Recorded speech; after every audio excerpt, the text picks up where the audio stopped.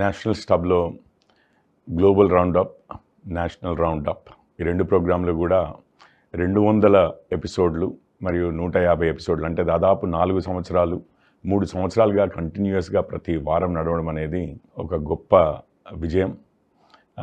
దీనికి నా హార్దిక శుభాకాంక్షలు. సాయి కృష్ణ గారికి, మామిడి గిరిధర్ గారికి, సురేష్ కొచ్చాటిల్ గారికి, నేషనల్ స్టబ్ టీం అందరికీ కూడా కంగ్రాచులేషన్స్.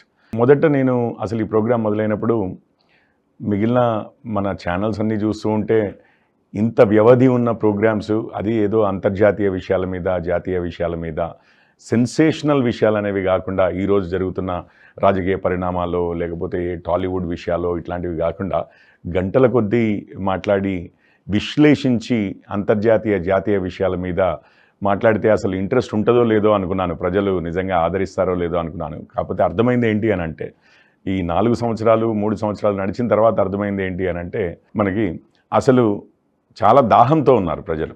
ఇట్లాంటి విశ్లేషణ కానీ, ప్రపంచ విషయాలు కానీ, జాతీయ విషయాలు కానీ, ఒక ఇంటెలిజెన్స్ ఉన్న ప్రేక్షకులుగా వారిని భావించి వారికి వివరించి చెప్పితే వారు తీసుకుంటారు తీసుకోవడమే కాదు వేచి ఉంటారు ఇట్లాంటి ప్రోగ్రామ్స్ కోసము అనేది మనకు క్లియర్గా కనిపిస్తోంది. 4 సంవత్సరాల ప్రయాణం ఇంకో 4 సంవత్సరాలు లేదా 40 సంవత్సరాలు నడవాలని ఆకాంక్షిస్తూ అందరికీ మరొకసారి శుభాకాంక్షలు, అభినందనలు.